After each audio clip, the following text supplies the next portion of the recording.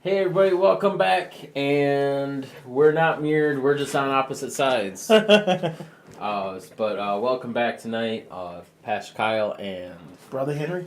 And we are a day late and $1 short. Actually, $2 short. $5 short. But tonight's topic, it was titled, "What High Are You Looking for?" And God's got a way of handling things and doing things, and prompting conversation and changing our thought process. And this is something that I've seen go on in the church, including with myself. Every time we do this, we always talk about how it's always us preaching to ourselves, right? Pretty much. And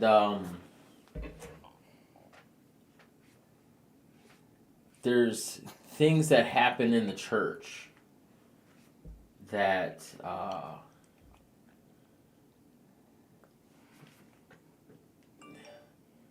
let's just put it plainly, that's not right.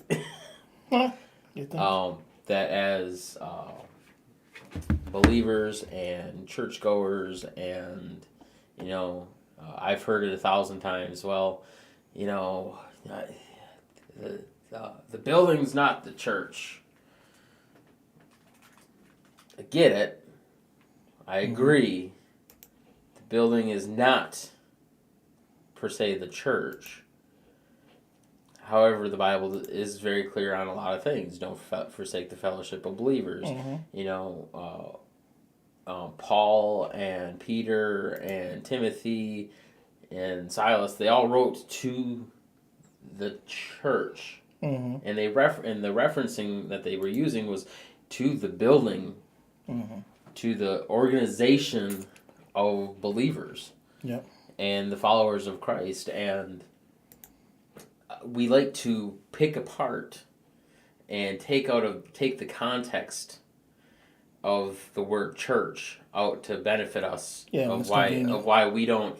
Well, I don't go to church because that's not that's not the way God intended it. I'm the church. Well, you're right, but you're wrong. And it all depends on what context you want to use to, as the title said, find that high that you're looking for. Yep. So we're going to be in Galatians. Before we get into the scripture that we're actually going to be diving into tonight, I hope y'all can hear us and we're not having any issues or anything, because I don't have anything pulled up. So I hope all is well on your end. I just want to start off in Galatians chapter 1, and we're going to just read the salutation because I feel that it's important to understand where the author starts this book. In the beginning? In the beginning, God created, and then Paul came along. Supposed to start every book in the beginning. We skipped a little bit. But in Galatians chapter 1, starting with verse 1, Paul, an apostle, not from men or by men, but by Jesus Christ and God the Father who raised him from the dead, and all the brothers who are with me. So, Paul's putting out his introduction. Like, I'm coming to you as Paul, but I'm not coming to you as man. I'm coming to you as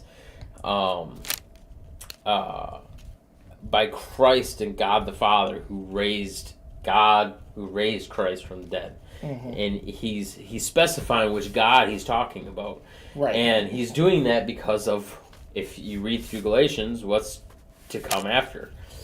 And to the church of Galatia. Again, to the churches of Galatia. Churches. Grace to you and peace from the God the Father and our Lord Jesus Christ, who gave himself for our sins to rescue us from this present evil age, according to the will of our God and Father. To him be the glory forever and ever. Amen. So I want to hit pause there. You know, when I was in school, and I was in my creative writing class and stuff in college, I had an instructor that taught me to what, why how is a appropriate way of writing. What are we wanting to do? Why are we wanting to do it? And how are we going to make it happen? That's kind of like if you were to ever write a persuasive argument, that was how you write it. What you want to do. You want to catch the reader's attention. Why you want to do it. You want the reader to understand why you want to do what you're wanting to do. And then you explain the how. Because now that you've got them all wrapped in and they're intrigued and, wow, this is a great proposal that you have, well, this is how we're going to do it. So, you know, even like when I present things to my boss, I tell him all the great things that this product can do for the company and this, that, and the other thing. And the last thing I mention to him is the price. Yeah, no. Because that's the super fine print. Because I don't want to tell him ahead of time, like, hey, you know what? This is how much what I'm going to present to you is going to cost. It's going to cost $100,000 out the gate. Yeah, well, we're done. Yeah. But if I tell him, hey, you know what? It can do this, it can do this, and can do this. It can fix all these problems. And then I go through the spiel. Also, now I get to the end. He's like, man. He's like, this is great. You know how much money this is going to save us? It's great you're feeling that way. Because all that money that it's saving us, we have to spend to actually get it. Yeah. But Paul kind of is doing it here. And he's saying, this is who I am. He's introducing himself. But then he's saying, grace to you and peace from God the Father and our Lord Jesus Christ, who gave himself for our sins to rescue us from this present evil age, according to the will of our God and Father. So he's saying, hey guys, just so you guys, let's recap. In case you guys forgot what Jesus came for, exactly. This is what he came for. Because you clearly have lost sight of why he came. And then he goes on to say in verse 6, I am amazed, and this is, again, after he said the what and why, now he's going into the actual problem. I am amazed that you are so quickly turning away from him who called you by the grace of Christ and are turning to a different gospel. Not that there is another gospel, but that there are some who are troubling you and want to distort the gospel of Christ. But even if we, or an angel from heaven, should preach to you a gospel contrary to what we have preached to you, a curse be on him. As we have said before, I now say again. This is Dad talking now. This is, hey, I told you once. Now I'm telling you again, and I'm going to tell you a third time. I know.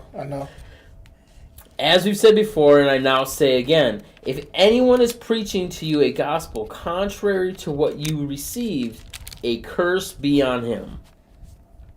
For am I now trying to persuade people or God? Well, and that's another reason why you shouldn't be just gung-ho trying to be a pastor. You don't know what you're doing or what you're talking about. Right? Or am I striving to please people? Ooh. Ouch. If I were still trying to please people, I would not be a servant of Christ. So I wanted to read that because I wanted to paint the picture of what's to come. You know, immediately following that, Paul starts, kind of explaining, hey, this is where I came from. Y'all think, oh, well, you don't understand, apostle. You don't understand. Man, you're way up there. No. Paul had to break it down in the next few verses. He breaks it down of like, hey, no, like, I came from Judaism. I came from killing believers. I came from doing all those things that you guys are currently doing. Been there, done that, bought the t-shirt. I have the whole closet. The whole collection is mine. Yep. And so he paints this picture of, wow, like, you know, who do you guys think you are? And don't even try to say that I don't understand, because I do. But that's not an excuse. Yeah, if there was anyone to understand, he would be, because he was a Pharisee. So he knew exactly what he was doing before, to the T.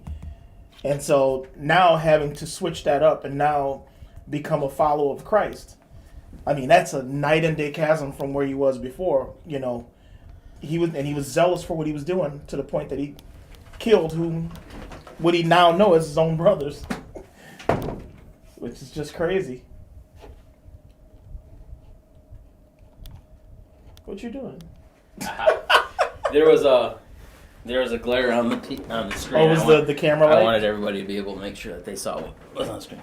All right, so now let's take a step back. Now we can look at Paul and understand, okay, this is where he was coming from. He doesn't mean business, or he means business. He is very clear on his intent as he writes this letter. And he does that for a reason. He doesn't want there to be any confusion or anybody to be able to come back and say, well, did you really mean... No, the first thing he said is, if you say anything contrary to what I'm saying now, you will be cursed. And I think...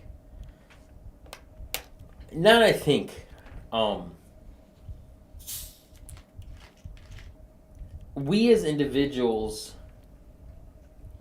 and if this is you, that's... I'm glad you're here. If this isn't you, you know, maybe you know somebody that is in this situation. We go to church, but we don't want to hear that. Or like a particular topic that comes up that hits home. Yeah, we don't want to hear that. We just want to get our fix. We just want to get our fix. You might hear, ba-doom.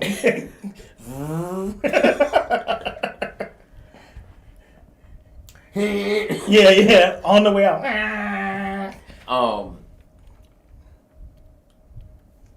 But wow, it got dark on our camera. I'm sorry, guys. I forgot to shut that light. That should be better. I can see clearly now that the rain is gone. Oh yeah, that's better. But we as churchgoers, and I don't even necessarily want to use the word believers,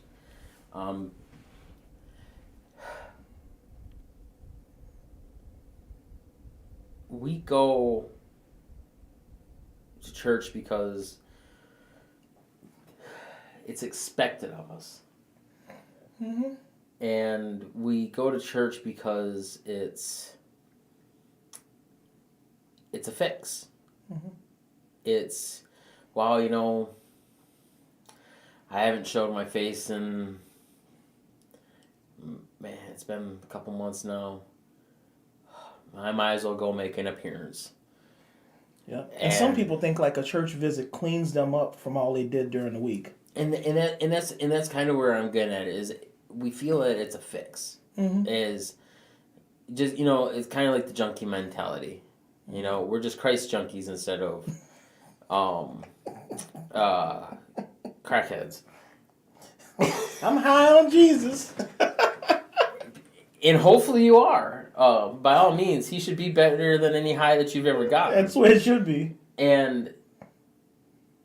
But we so often we have that mentality going into church, just like that. Like, church is the drug dealer and Christ is the fix. And don't get me wrong, like, I understand he's the fix. Like, he's the fix to all of our spiritual, physical problems. But I'm talking about like the temporary. Yeah, I was just about to say that's a temporary we treat fix, him right? as the temporary fix, Mhm. and we get into church, we go up to our drug dealer, Pastor Ed, and we say, Pastor, man, I need some stuff.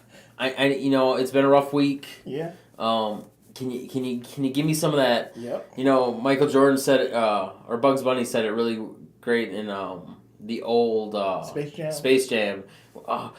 Michael, why are you why aren't you sharing your secret stuff?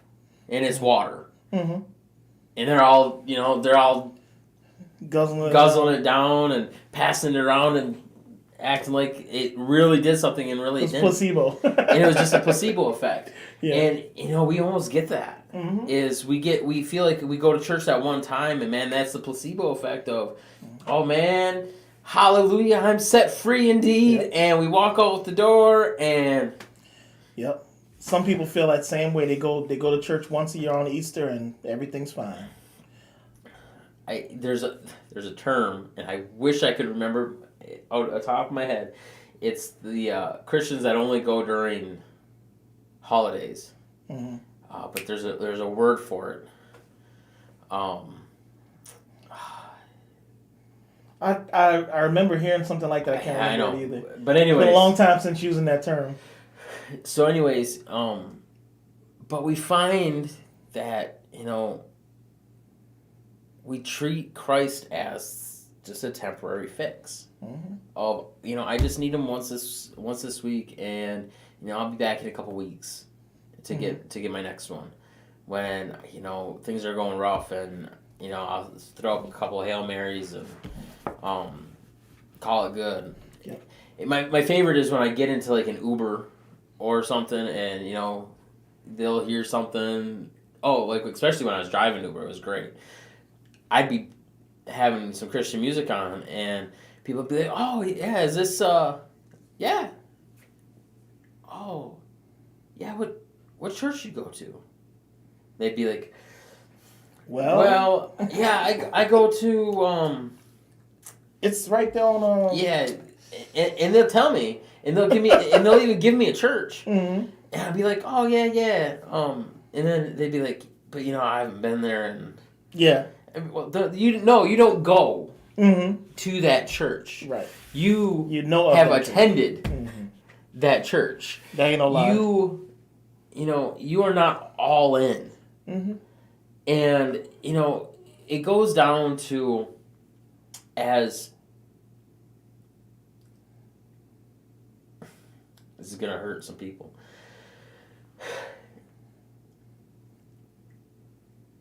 Pastors need to stop giving in to their monthly what's quota? No. The people that only come once a month, what would you call them? Monthly. Like I don't know. It's almost like they're subscribers. Yeah, they're monthly subscribers. That's a great way to put that. Welcome to One Digital Church. Yeah, subscribe. Hit subscribe, like, follow, share. But pastors need to stop giving in to these monthly subscribers that only attend once a month, and start pushing back and being the Paul. To say, listen, guys, no. A church can't remain a hospital. Yeah. Because at the end of the day, if it's always a hospital, how can it then be also a training center? How can you also develop pastors coming under you? How can you do all that? A church goes from a hospital to a family, and a family to an army. Mm-hmm. That is the directions of a church, of a healthy church. You don't stay a hospital. Even in the fight, when I just got back from military training for combat medic training, and there's stages that we take. The first stage is care under fire. And that's where, hey, somebody just went down. I have to treat them, the most life-threatening injuries I have to treat right there while there can be shooting and I'm not safe. Right, yeah, you're another target. They'd love to get the medic. And I'm there, and the first thing I gotta do is take a tourniquet, wrap it around that leg that just got blown off, cinch it down while he's screaming and fighting me. I grab him, and I pull him off, and I pull him to safety. And then I start doing tactical field care. This is where I'm safe for the moment, and I can go hands deep, and on all the life-threatening, I start with the bleeding. I make sure that that they can't bleed out. Then I check the airway. Do they have an open airway? If they don't have an open airway, I make one. Then I get the bleeding or breathing. Okay, what's their chest doing? What's their lungs doing? Is there any bullet holes? Is there, if there's a hole that shouldn't belong, I put something over the hole. Compression or something. And after I get done with that, I get circulation. I make sure there's something in the veins pumping through that heart. And I have to do all these steps. But after I get done with the tactical field care, then I have to evac. Because the unit that I'm with, we still got a mission. We still have a fight. We still have something that we have to do. We have a job to take care of.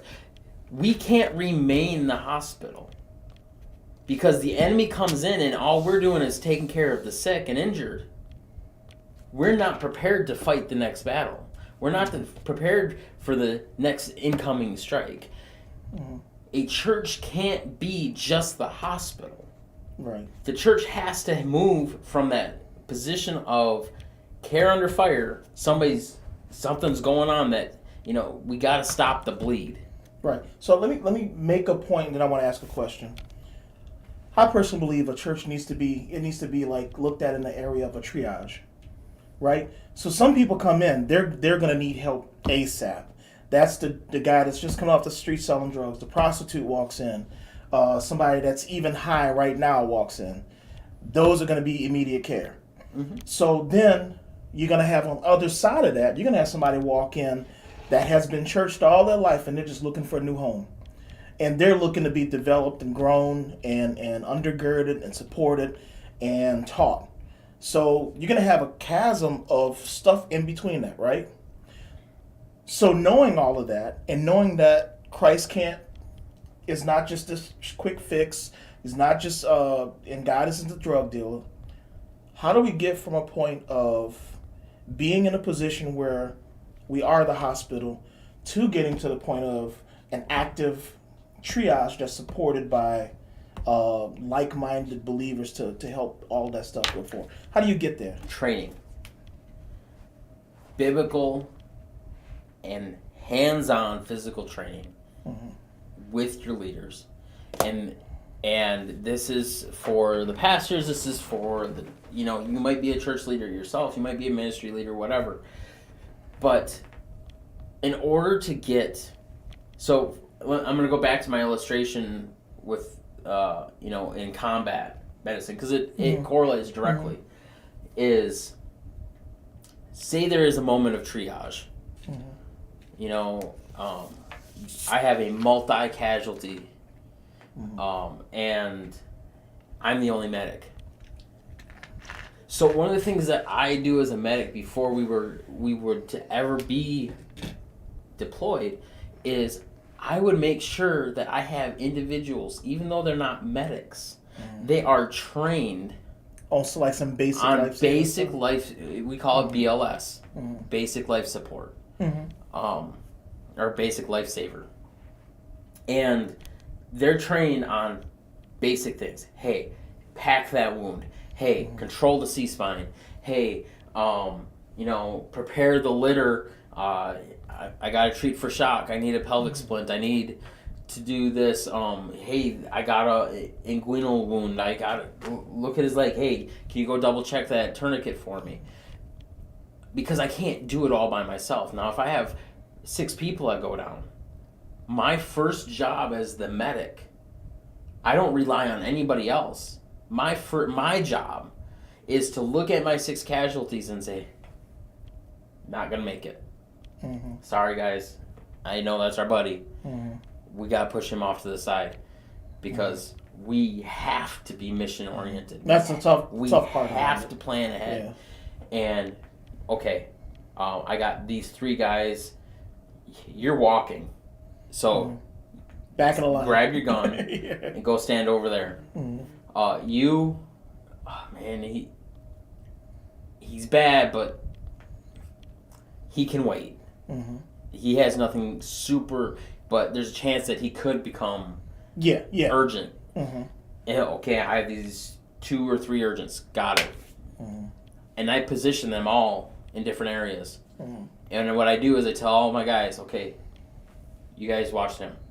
You guys go see if you can help him out. You know, he's walking, he just broke his finger. Go try to splint it. Mm-hmm. This guy right here, just keep talking with him. Mm-hmm. You know, he's alert, he's oriented. No major bleeding. We don't know what's going on, but maybe it's just, you know, a concussion, something like that. So you just keep him talking. You guys, this is our focus. We need to stop the bleeding. We need to make sure that they are able to breathe. So at this point, you become more of a facilitator. Plus, the other side of it that I don't think people look at. What happens when you're going out to save the guy that just got wounded and you get hit? Yeah. And I have to have people that can treat me. Mm-hmm. And on top of all that, I'm communicating with higher up. Right. And I'm saying, hey guys, I got a 9 line I'm setting up, and I'm not gonna go into a whole lot of it, but I'll be like, you know what, line 2 I got, or line 3 I got 2 urgents, 3 criticals, and 1 ambulatory. All right, and then I got and I need the special equipment sent to me, and I got to get an evac here, so I'm gonna have 4 on litters. I'm gonna have 2 walkers, and that way the helicopter that's coming knows what they're getting. But not only that, but the people on the other side, the receiving end, knows what to expect when they what get to there. prep for, right? The church is no different. Yeah. So that'd be like the pastor I'm kind of telling them and then saying, okay, well, elder so-and-so, I got this person. I'm going to delegate that guy to you. And we create our small group leaders. You know, you have 3 men, a woman, 2 kids. Well, how do I triage that situation? All right, you 3 men, we'll use our church, for instance, Pastor Danny. You know, I want you to contact them, get to know them, you know, start praying with them, invite them to men's ministry, start building that relationship. Pastor Donnie, you're gonna take the lead on the lead on the lady. You know, same thing. Build a relationship. Start praying. Start inviting to different services and so on. All right, Scott and Tom, you guys get the kids. Start communicating with the parents. Start communicating with the kids. Let them know when youth ministry is. Let them know when the next camp is. Let them know. Start building some relationship, and then all y'all, because exactly what I just said, I'm the main medic. So as the pastor, as the main medic, after you've delegated to your CLS teams or to your basic life support teams, and you say, hey guys, go take care of all this, come back to me and feed me the information. Hey, you know what? We just had 1 die. Hey, you know what? We just they're coming to church on Sunday. So it's a constant reevaluation of what's going on, so you can appropriately change. Because all of a sudden, hey Doc, you know that yellow that we had now just turned red. Right. Okay, I might stop exactly what I'm doing because these guys are already red. I might be like, okay, is it a quick fix for me to get them back to yellow? Hey, hold pressure, go back. All right, yeah, that tourniquet just needed to be cinched down a little bit more. Mm-hmm. All right, we're good now. He's back to yellow. Let's continue working on red. And it's a never-ending cycle. Mm-hmm. But this is where the church is not your drug dealer portion comes in. Is nobody should be. I have to choose my words carefully here because I want to make sure that I'm clear on what I'm saying. Is people will come in, first time Christian or first time visitors, never been to a church before. The prostitutes, the drug dealers, the Henry Romans. Yeah. Yeah. Yeah. And they'll come in, and then they'll leave. Mm-hmm. And then, a month later they might come in. That's not the individuals I'm referring to. Mm-hmm. Because I understand that they might not be looking for their fix. They might be seeking truth. Mm-hmm. And they just haven't found it yet. And, maybe they got a taste of it, but they just weren't sure because, where their life is at. And they, the demons inside of us that tempt us and, taunt us with this sense of, you don't need that church. Everything's good now. Man, just go get high again. Mm-hmm. Man, just, the Or more the enemy has told them that just hopping around is fine. You went to that church. Look at how clean dressed they were and how happy they were. Yeah, you don't fit in. You don't fit in. You can never be that. I'm not talking about those individuals. Mm-hmm. Those individuals need to be triaged and need to be okay. That might not be just the men's leader on that one. That might be me working hand in hand with that men's leader to go down that road and build those relationships and fight those demons. Now, what I'm referring to is, I've been to church. I'm a Christian, and I use that loosely. You might be a Christian, and you may just call yourself one. I'm not here to judge that. However, man, I went on Easter, and I went on Christmas. Or you get somebody from Catholicism and say, "Well, I was confirmed when I was 9." And you're like, "Okay." But it's the ones that pop back in and out. Those are the ones just seeking a high. I need my spiritual high for the year. 6 months later, I'll come for my second dose. It's like praying when you're only in trouble. Yeah, and it's important as as churches across the board that we put positions and we put things in place to properly treat and properly set it up to where, hey, you know what, we need to have a hospital, and those hospitals are your small groups. Yeah. And that's your higher level of care. Your role 2, your role 3 care. And but we need to get back out to the fight. So we need to take the individuals that are already in those ranks. Okay, you're able to hold a gun. You're able to stand your ground. All right, guys, we're a family. And if anybody knows anything about the military, you might joke around. You might, screw with each other. And you might not even really like each other. But when bullets go flying, you'll die for each other. And, that's the way that the church needs to start operating is, okay, yeah, we're here. We're fixing the sick now.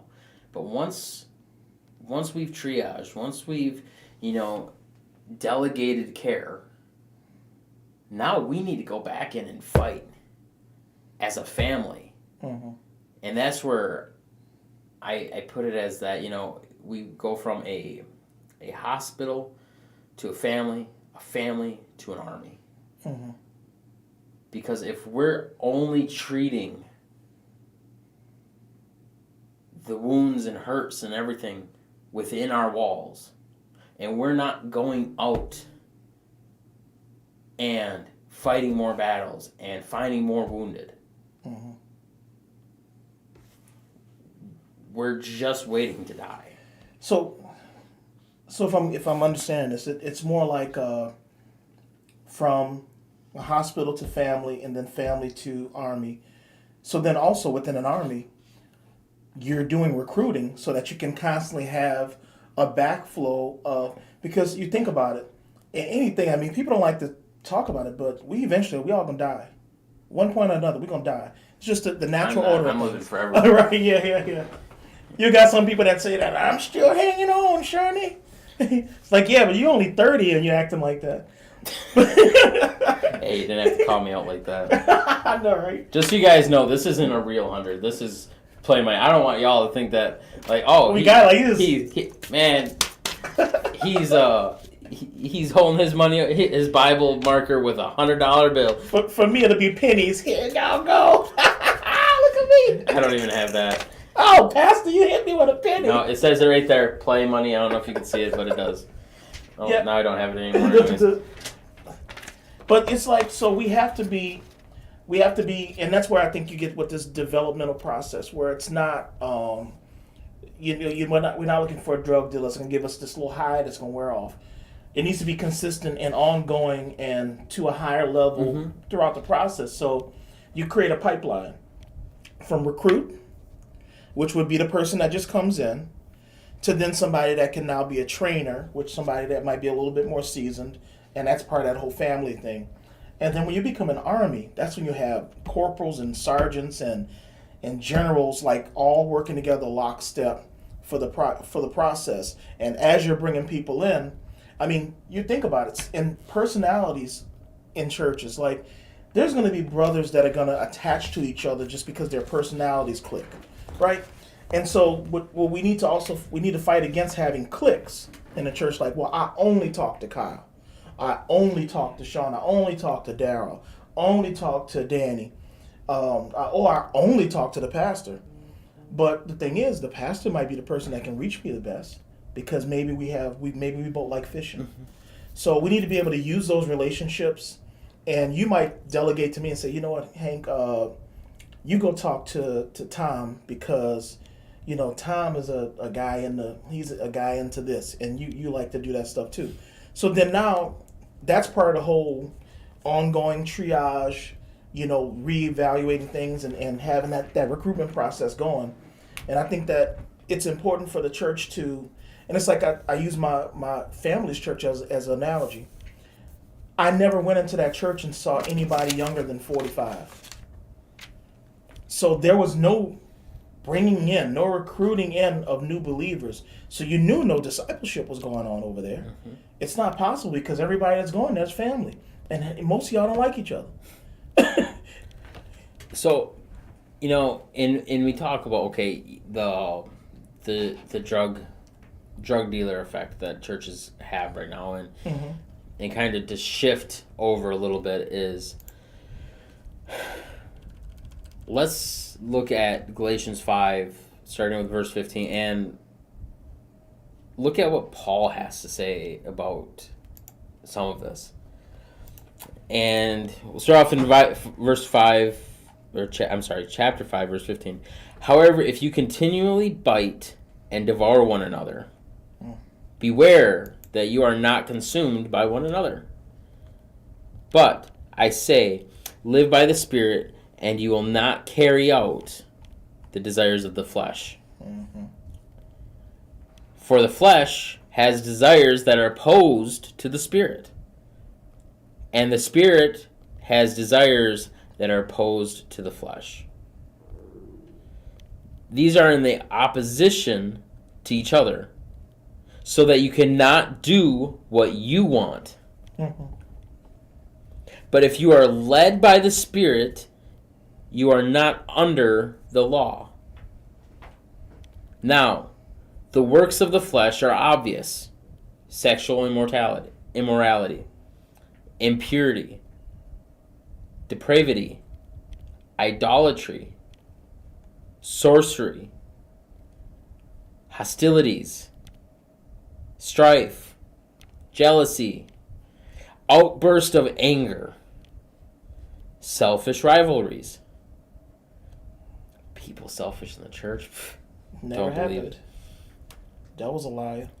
Dissensions, factions, or cliques, envying, murder, drunkenness, carousing, that's like being drunk in a live and loud manner, and similar things. I am warning you. This is Paul. Like, this is his dad talk. I'm warning you. As I had warned you before. Like, okay, 1, 2, Yeah. don't let me get to 3. Right, exactly. Then it's on. Those who practice such things will not inherit the kingdom of God! Exclamation point. That's tight. But the fruit of the Spirit is love, joy, peace, patience, kindness, goodness, and this is the one that hit, faithfulness, gentleness, and self-control. Against such things there is no law. Now, those who belong to Christ have crucified the flesh with its passions and desires. If we live by the Spirit, let us also behave in accordance with the Spirit. Let us not become conceited, provoking one another, being jealous of one another. Now those who belong to Christ have crucified the flesh, along with its passions and desires, which means all those passions and desires that we have, all those, hey, you know what? I just can't. I don't want to give this. I'll give everything up, but I don't want to give this. No, it's saying all with its passions and desires. But the part that really stuck out, I don't know why I just drew a line there, is right here. Faithfulness.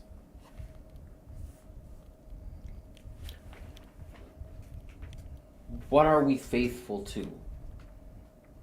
And that's kind of, back, bringing it full circle, we talked about, hey, yeah, this is what the church needs to do. The church needs to develop themselves as a hospital, but also allow themselves to become a family, and then from a family, build themselves into an army where they're constantly recruiting and where they're ready for the fight. While they still have their role 1, role 2, role 3 levels of a hospital for the weak and the wounded. But they're, though we have wounded, we're fighting. And there's no darkness, no principalities, no nothing formed against us will prevail. And no waving the white flag either. Yeah. And we don't give up. And, hey, yeah, we have man down. Guess what? No man left behind. We're going to grab them. We're going to take them. We're going to make sure that they're taken care of. But we're going to press on. And all that has to do with faithfulness. If you don't have faithfulness, you'll never stay in the fight. The minute that the shooting starts happening, the minute that somebody puts a gun to your head and says, hey, the Columbine shooting, that one girl that, didn't we just talk about this? Yes, we talked about it. That one girl that, bang, bang, bang, denounce Jesus. Nope, not okay, bang. And there's going to be a time that we face where that's going to happen, and we're going to have to make a decision. Do I want to live for me in the flesh, or do I want to live with Christ? And it's going to be, hey, what's your decision? Bang. What decision are you prepared to make? Are you just searching for the high of right now so you can, float your own boat and say, you know what, I'm holier than thou, and I went to church. I belong to a church. And I went there once. It was a Sunday. Yeah, a Sunday. Yeah. And, it was a while ago. Back in '97. Oh yeah, Pastor so and so was there. Oh, I was like, he dead. He's been dead for 4 years. He gone. He long gone. He's with Jesus. He ain't preaching him no more. He's there with him. But there's going to be a time, and what are you searching for? What are you looking for? Are you willing to live with the fruits of the spirits? Have you crucified your flesh with its passions and desires to where you're ready to say, you know what, I'm tired of being the so-so junkie Christian. Mm-hmm. I'm ready to go, and I'm ready to be a part of this army. I'm ready to go and move forward. I'm ready to go and fight. And you know what? Yeah, it's gonna get rough. It's gonna get bad. And man, I should have put it up. There's a movie called Black Hawk Down, and you know it's military, a whole 9 years, but it's based off a true story, and it was bad, like it was bad, really bad, like bad. And I remember there's this one part of the movie where the one of the lieutenant colonels or one of the colonels looks at the sergeant and says, "Hey, we got enough guys. You don't have to go back out there." And he just looked at him and he's just like, and he's got like a bullet had hit him in the neck and everything. Yeah, he was pretty beat up. He's just got that thing pressed up alongside him, and he had been out there in this firefight for hours. Mm-hmm. And he just looked at him, and then next scene, he's rolling out with all the trucks. Mm-hmm. And it's like... And if I'm not mistaken, I think he did die. No, he didn't die. Oh, he didn't die? No. Okay, I thought he did. No, but that's the type of soldiers that we need to be. That, hey, you know what? I know I was just out in the fight. Mm-hmm. I know I was praying. I was dealing with the spiritual warfare. I was going through all the stuff, but you know what? God's got my back. Not only am I going to move forward, but I'm going to thank Him for giving me all the opportunity to deal with everything that I just dealt with. Because if it wasn't for that spiritual warfare, if it wasn't for all the stuff that I'm going through, I wouldn't be as strong as I am to be able to go back and fight even harder. Mm-hmm. And like Darren said, he said, you have to go out into the field to help people. So you can't sit, and say, well, you know what? I'll let them go fight, because you think about it. Why did David fall? He should have been out battling and warring, but he was on top. Man, but he should have been out in the battle. He should have been in the field with his men, fighting the battle and keeping that mind of readiness that made him so great and to people to revere him. But now, all because of a decision to stay. To look for a reason to stay back, Oh, and Pastor Kyle, you know what? That's not me. I would never denounce Christ. I would never, say that I didn't follow Him when somebody has me at gunpoint, or when I'm being attacked by the enemy, or my fleshly life is on the line. Oh, Pastor Kyle, that's not me. And then you hear. Peter did it, and he was with Christ. He saw the miracles firsthand. He heard the words that we see and read spoken. Yep.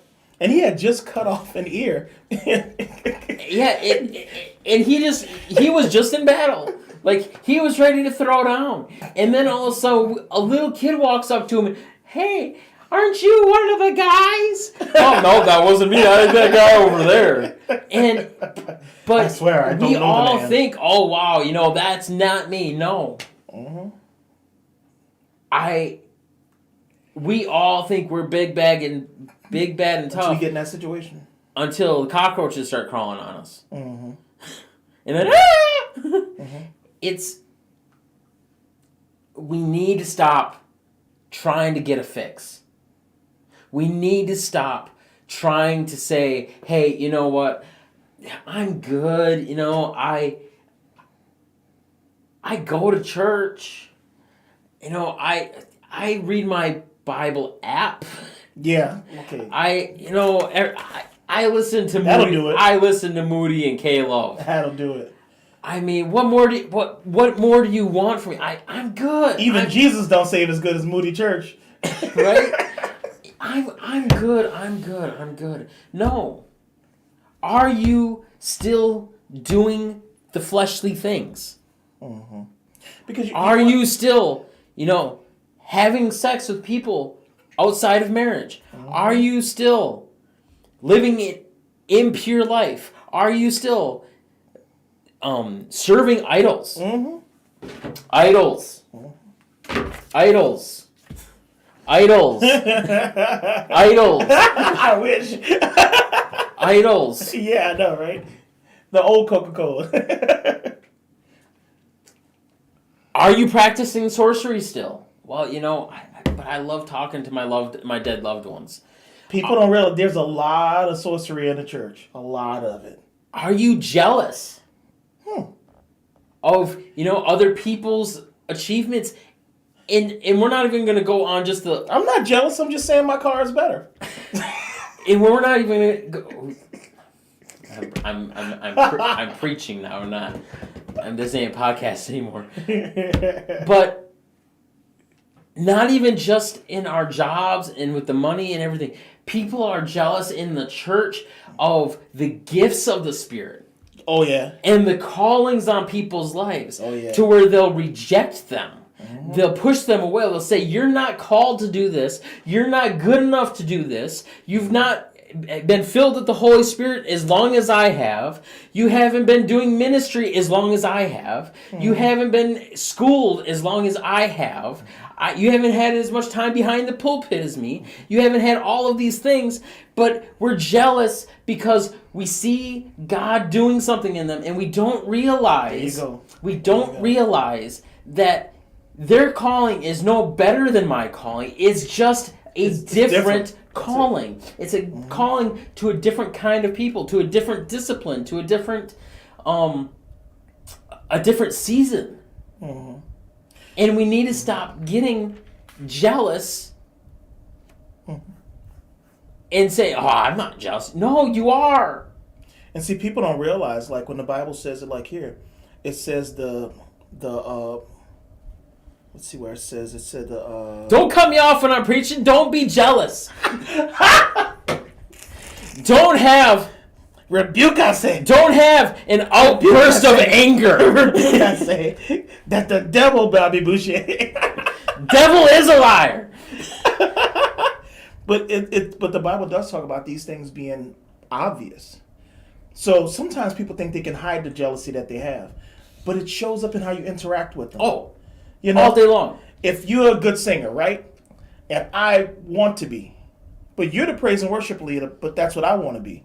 See, I think I can kind of hide my jealousy from everybody else to say that I don't undermine you being the leader or the praise and worship leader or the senior pastor. Because like you talked about a while back how this person was, unspoken prayer requests, right? And this person had the pastor praying almost against himself because he's trying to do the right thing, but the person is doing a bit of evil. Eventually that's going to come out. And the thing is, far be it from that being in the church. That should be the stuff that's out in the world. There should be a line between us and them. And I don't want it to sound like that, but you know what? That's what it is. There should be a line between us and them. And that's why when we go outside the church, there should be a distinction to say that, okay, well, I'm not like you. Like some person told me, well, why do you hold to this standard or that standard? Because the thing is, I have a moral standard to hold by.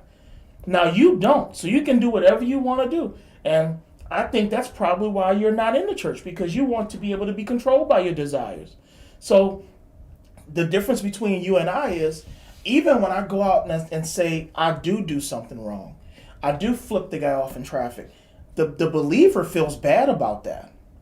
But the guy that's not a believer, that doesn't have a moral standard, he could care less. He's happy. He goes and tells his friends about how much he flips people off in traffic. So there should be a line between us, and sometimes we don't think that those things aren't obvious to others. Like if you're really jealous at heart, it's gonna show. If you really are a person that's combative, all it takes is for a brother to say, well, you know what, I don't believe that. What do you mean? Go back to, did you read Exodus 3? Like, outbursts what? Of anger. Yeah. Self-control. Selfish rivalries. Murder. No. We won't go that far yet. dissensions, factions.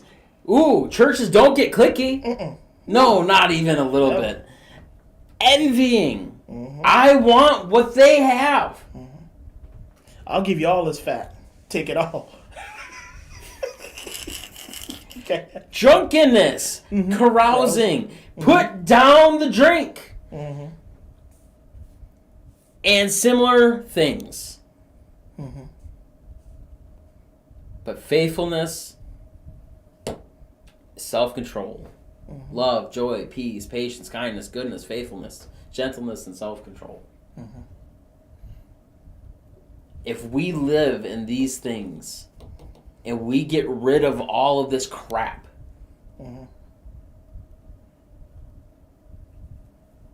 then, and just then, are we ready to go and fight?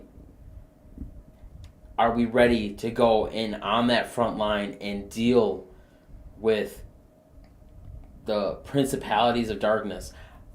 Just then, are we ready to weather that season of our life that is going to be a living hell? Because if any of these things exist, the enemy will use it as a foothold, and they will use it as a distraction. Yep. They will use it as a temptation, and they'll use it as a ploy. You're not good enough to fight. What are you saying? You're gonna die. You're not ready to die. Look at what you're doing. It's like what the enemy did in the garden. I mean, and So just denounce. Denounce Christ. You know, give yourself some time, and then you'll get better. The enemy is not said. The enemy is not stupid. He knows that if any of this exists in your life, he's got an in. Yep.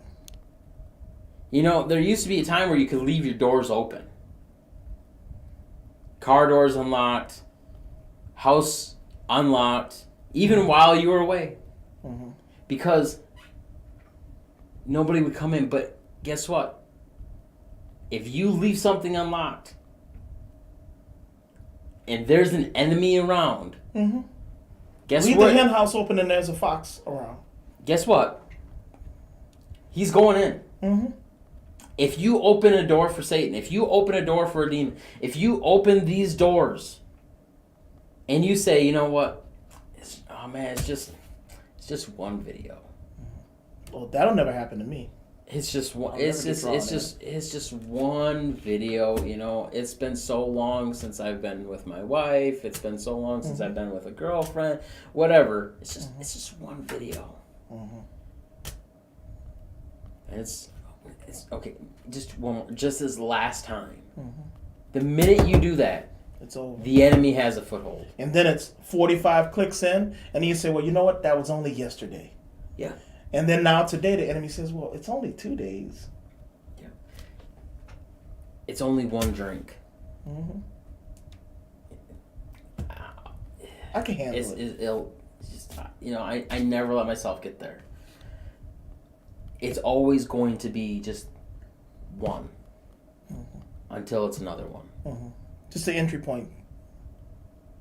Anything that we do, from the things that we watch on TV, to the books that we read, to the videos we watch on the internet, to the news, the beaches that we go to, the gyms that we go to, anywhere we go, where we allow the enemy to put something in front of our face or put something in our head, he's got an in. He has an entry point. And any criminal knows, I just need to get in. Once I get in, the rest is easy. That's it, yeah. Getting in is the hard part. We need to stop just using the church as another temporary fix. And we need to treat the root issues and get rid of the things of the flesh and start living in the fruits of the Spirit. I look at it like what are we really committed to? Because you know what? If I'm committed, it's easier for me to be faithful. Because what commitment does is commitment says, outside of how I feel, what should I do? So because I'm committed to a person, a ministry, to God, then that's going to dictate what I do. And surely it should dictate what I desire to do. Now, what I understand is that people are human; they make mistakes. You know, I always use the flipping somebody off in traffic analogy because as many times as I heard something, I've heard people get into this. This guy cut me off, and for a moment, I lost it.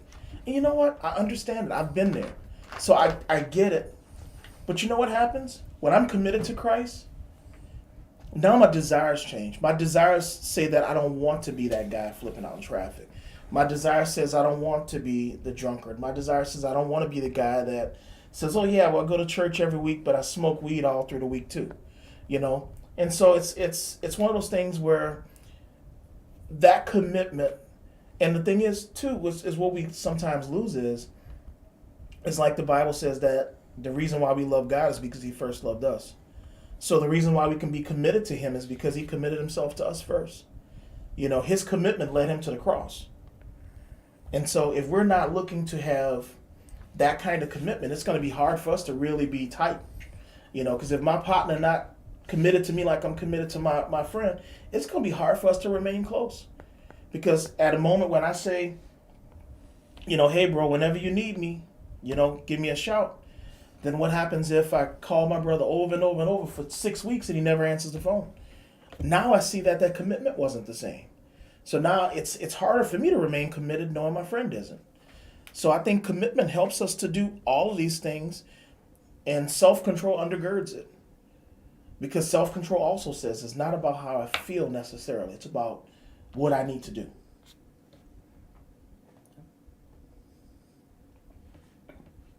So I just want to, we'll end it here, and, you know, just, this wasn't meant to be a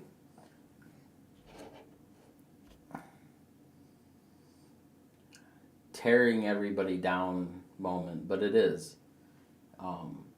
We all need to be tore down So we can be built up. so we can be built back up. Mm-hmm. And, you know, there's a lot of this going on in the church and outside of the church even. And it's important as a church we understand the importance and the severity of the situation, that we need to create checks and balances and structure in order to press forward appropriately and press forward strategically, that we're able to be what's the word, successful when it comes to preparing, getting ready for the fight, as well as providing that hospital in the midst of the fight. We have to understand triage. We have to understand our roles as leaders within the church, within the body, of, hey, you know what, my job is this.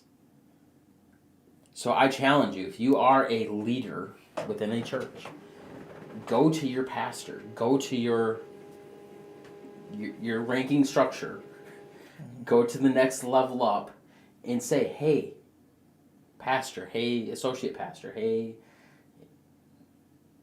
Bill, what's my job? Well, you're the children's pastor. No. That's my title. Mm-hmm. What's my job description? Like, what am I day to day supposed to be doing? What are the things that I need to be held accountable for in my role? Well, yeah, I know I teach on every Sunday morning. Okay, yeah, that's fine. But that's this bunch of ministry. Mm-hmm. Am I supposed to be making phone calls? Am I supposed to be building a relationship with these kids? Am I supposed to be planning events? Am I supposed to be,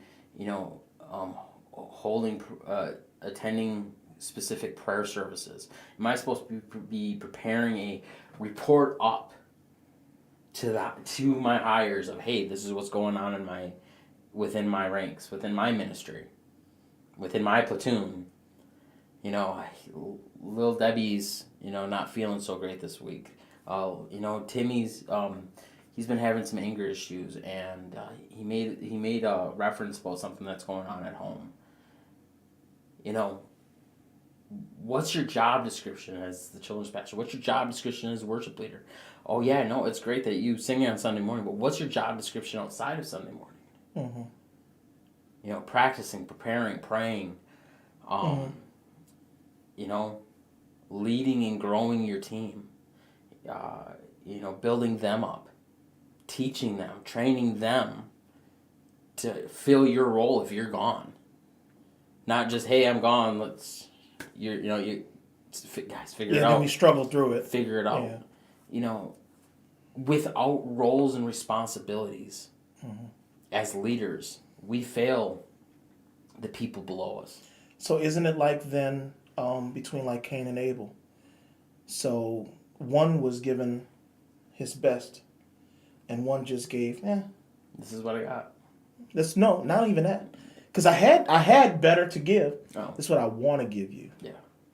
And I think to me that's even worse, because I have a better thing to give. But I'm just going to give you the last thing on the rung. That's all it's worth. And so sometimes, like you're saying, that pastor, that praise and worship leader, that deacon, the janitor of the church, whoever, if they do have an appropriate job description, now I know the parameters and the guidelines of what I should be bringing to the table. And am I being held accountable? Mm-hmm. Who's there saying, hey, why don't you have this done? Mm-hmm. Why didn't you do this week? Why didn't you do this month? Why didn't you said in our last meeting, like, hey, 3 months out you wanted to do this. Why didn't you do it? And not even a sense of, hey, you know what, Henry, you're a terrible person for not doing it. Mm-hmm. What's going on with you? Mm-hmm. Do you need prayer? Do you need me to lift you up? Do you need resources? Do you need more training? Do you need, maybe there's something missing. Mm-hmm. But without this structure, without these things in place, hey guys, give everybody a hand, or let's give Henry a hand tonight. Henry ran the live stream. I was about to say, did I run? Obviously I'm not. No, I'm not running. Okay, he walked the live stream. I walked the live stream.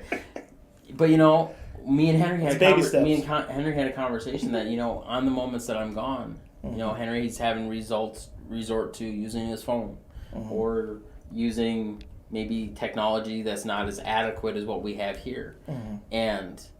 So tonight, we decided together that, hey, part of his training moving forward was he's going to start running the live stream. That way he's getting the hands-on training to effectively do this if he brings in a guest, or if there's a reason why I can't be here. Say something happens to me, I would hope that if something did happen to me, One Digital Church wouldn't just end. Wouldn't just, hey, you know what, Kyle died, let's, ministry stops. Close the door. Yeah. We would hope that it would grow and thrive and even get better than what it was before I was gone. And, but that's part of that army mentality of a church is, hey guys, yeah, we're family. You know what? We did the hospital thing. Just amongst each other, as well as people that we, get messages from and stuff online. But me and Henry, personally, with each other, we had to do the hospital thing. But then we grew and became more like family. And now we're getting to the point of our relationship and our ministry together that, okay, now we're past just being a family and hey bro, whatever. Now we need to be an army. Yeah. Now we're training to be an army. You're right. And there has to be these stages. Now it's been a long go of these stages, and there's still times that we have to go back to that hospital mentality. We kind of did it this week, but we push through that. We just don't lose that army mentality. And if I can make a quick point, you also within this structure, you have to be able to be challenged. You have to be able to be corrected, be rebuked, whatever that might be, and you have to have a spirit of allowing that process to happen. So I'll use one real quick. This past week was a terrible week. It was really rough. Got an email from my boss. He went up one side, down the other, and most of it was actually wrong.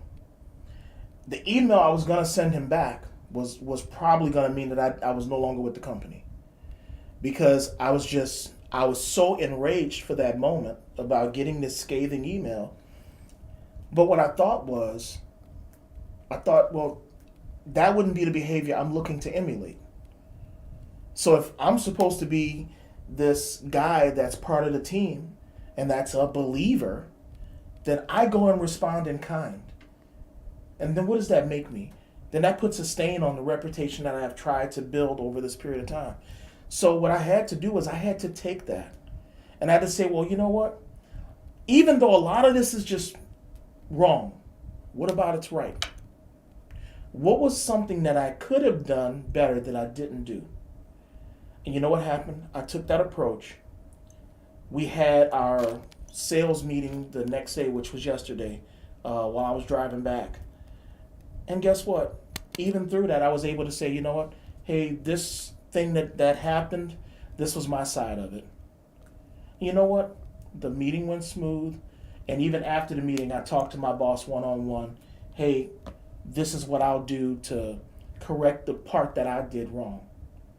So my thing is, but if I would have came to it with the spirit of rebellion, then I would have acted wholly outside of these gifts of the Spirit that we say we're supposed to have. And so you wind up ruining your testimony. And then the thing is, what if you are wrong? You can't never be corrected so that you can become the family, because I'm always stuck in triage. I'm perpetually bucking up against authority. Authority says, well, hey, Henry, I realize all this other stuff is good, but this thing, every week you come to church and your pants are sagging. I mean, we got to get past that, bro. I mean, you're an adult. And what you talking about? I dress the way I want to dress. I'm bucking up against that authority. Then the next week, it's like, hey, man, we have this thing that you said you were going to do, and you never showed up.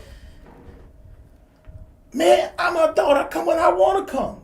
Everything is the spirit of bucking against the authority and the hierarchy and the leadership in the church.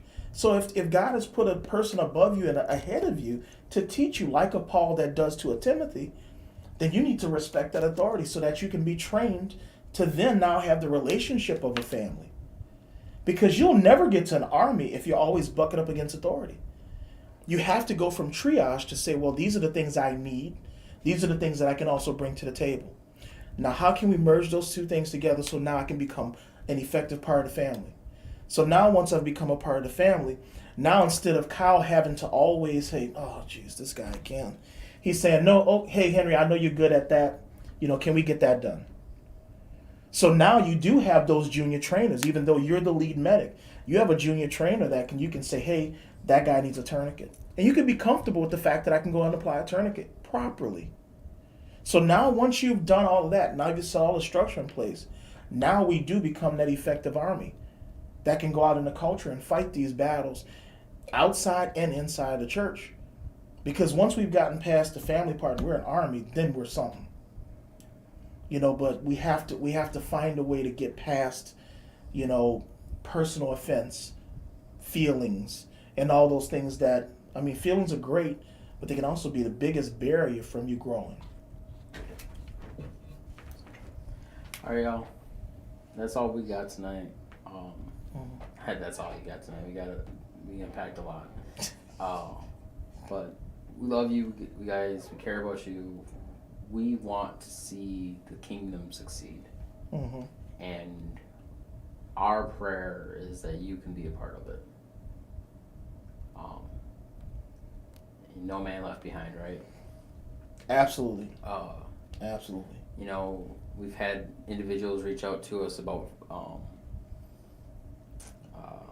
situations that they're going through, and unfortunately, some things we don't have the fiscal ability right to handle things the way that we may internally want to,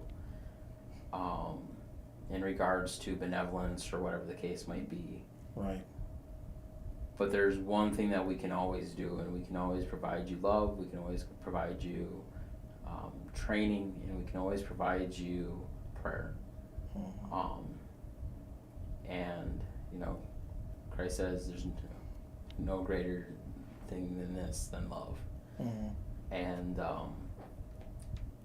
so we love you guys, we do really care about you, and until next time. I was going to say, I'm not pushing it today.